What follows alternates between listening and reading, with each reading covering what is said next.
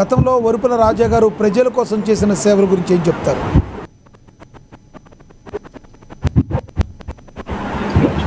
రాజా గారి గురించి మాట్లాడుకుంటే రాజకీయాల కన్నా ముందు సామాజిక స్పృహ, సామాజిక సేవా కార్యక్రమాల గురించి మాట్లాడుకోవాలి.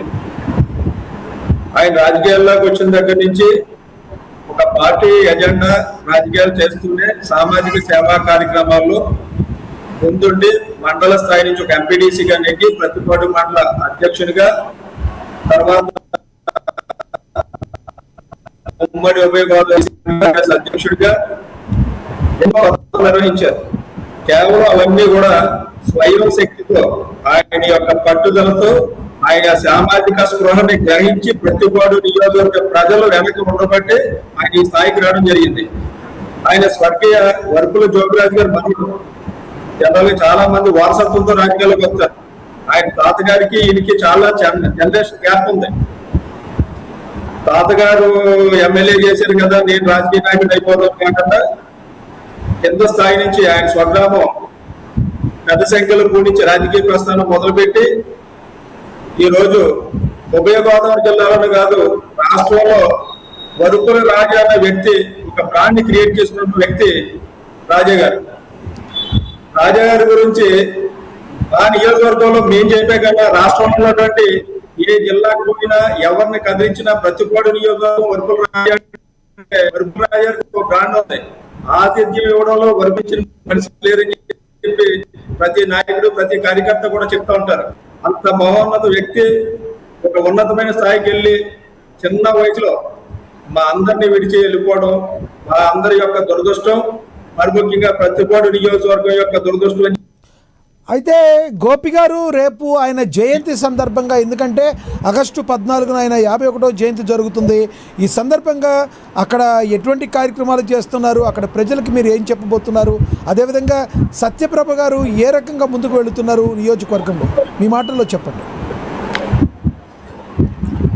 ఆయన 51వ జయంతి సందర్భంగా ఏదైతే ఆయన యువత గురించి ఆలోచన చేస్తూ ఉండేవారో ఆయన ఆశయాలకు అనుగుణంగా జాబ్ మేళా కార్యక్రమాన్ని ఎమ్మెల్యే సత్యప్రభ రాజా గారి యొక్క ఆధ్వర్యంలో నిర్వహించడం జరుగుతుంది. అదే విధంగా కూడా వైద్యాన్ని కింద స్థాయికి తీసుకెళ్లాలని చెప్పి మెగా వైద్య శిబిరాలు నిర్వహించి రాజా గారిని స్ఫూర్తిగా తీసుకుని మెగా బ్లడ్ క్యాంప్ కార్యక్రమాన్ని కూడా ఏర్పాటు చేయడం జరుగుతుంది. ఈ కార్యక్రమంలో అటెండ్ అవుతున్నటువంటి కార్యకర్తలకు కానీ ఈ జాబ్ మేళకు వచ్చినటువంటి నిరుద్యోగులతో కానీ అందరికీ కూడా ఆతిథ్యం ఇవ్వాలని చెప్పి లంచ్ ను కూడా అక్కడ ఏర్పాటు చేయడం జరిగిందండి. రాజా గారిని తీసుకుని ఆయన యొక్క సామాజిక సేవా కార్యక్రమాలను స్ఫూర్తిగా తీసుకుని ఒక గృహిణిగా ఉన్నటువంటి సత్యప్రభ గారు ఏదైతే రాజా గారు మరణానికి ముందు సత్యప్రభ గారిని ఆలోచన చేస్తే ఆమె ఆ ఇంటి గోడల మధ్య ఒక గృహిణి కేవలం ఏంటంటే ఎవరో బాగా బంధువులకు సన్నిహితులకు తప్పి సత్యప్రభ గారు చాలా మందికి తెలియదు. కేవలం గృహిణిగా ఉన్నటువంటి సత్యప్రభ గారు ఆ రోజు ప్రతిపాడు నియోజకవర్గంలో రాజా అన్నటువంటి రాజన్న సైన్యం, తెలుగుదేశం పార్టీ కూడా ఎటువంటి దిక్కులేని మా నాయకుని కోల్పోయి దిక్కులేని పరిస్థితుల్లో ఈ రోజు పార్టీ ఉంది, ఇక్కడ ఉన్నటువంటి మా కేడర్కి మాకు దిక్కెవరని చెప్పి ఇబ్బంది పడుతున్న రోజుల్లో ఆమె గుండె నిబ్బరాన్ని చేసుకుని బాధను దిగమింగుకొని ప్రతిపాడు నియోజకవర్గంలో తెలుగుదేశం పార్టీ కానీ రాజన్నను నమ్మినటువంటి రాజన్న సైనికులు కానీ నేను అండగా ఉంటాను, మీరు అందరూ నాకు అండగా ఉంటే అని చెప్పి ఆమె బయటకు రావడం.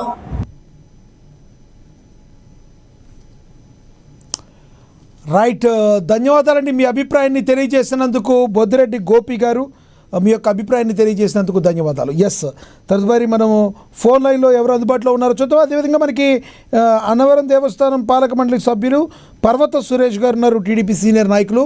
ఆయనతో మాట్లాడదాం. సురేష్ గారు నమస్తే అండి. మొట్టమొదటిగా నమస్తే సార్ మీ అందరికి కూడా.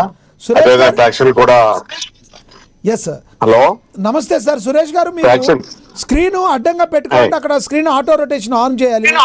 అక్కడ అడ్డంగా ఉన్న స్క్రీన్ని ఆటో రొటేషన్ ఆన్ నొక్కితే మీరు మొత్తం కనబడతారు స్క్రీన్కి. అంటే ఇది కెమెరా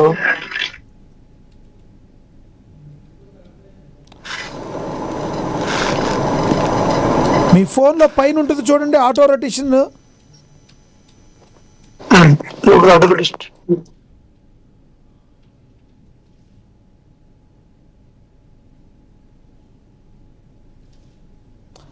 రైట్, మళ్ళీ జాయిన్ అవుతారనుకుంటున్నాను నేను.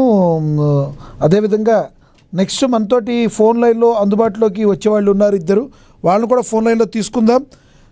ఈశ్వరుడు రాష్ట్ర రోడ్డు డెవలప్మెంట్ డైరెక్టర్, ఆయన కూడా ఫోన్ ద్వారా అందుబాటులోకి వస్తారు. అదేవిధంగా అంబటి బుజ్జి గారు కూడా ఫోన్ ద్వారా అందుబాటులోకి వస్తారు. ఇప్పటికే మనం వెలుగుల నాని గారు అక్కడ లోకల్ నేత, అదేవిధంగా గొల్లపల్లి బుజ్జి గారు ఏలేశ్వరం మండలం ఎంపీపీ, ఆయన కూడా లోకలే అక్కడ. ఇక బొదిరెడ్డి గోపి గారితో కూడా మనం మాట్లాడాము ఆల్రెడీ. పర్వత సురేష్ గారు ఇప్పుడు మనతో అందుబాటులోకి వస్తారు. ఆయన వచ్చిన తర్వాత పర్వత సురేష్ గారితో మాట్లాడదాం.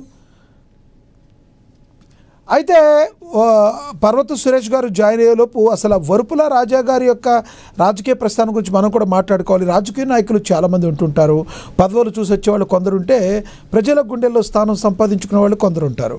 పదవి ఉన్నా కూడా లేకపోయినా ప్రజల కోసం తప్పించిన నాయకుడిగా, పత్తిపాడు నియోజకవర్గ ప్రజల హృదయ విజేతగా దివంగత పరువుల రాజా మంచి పేరు అయితే సంపాదించుకున్నారు. ఆగస్టు 14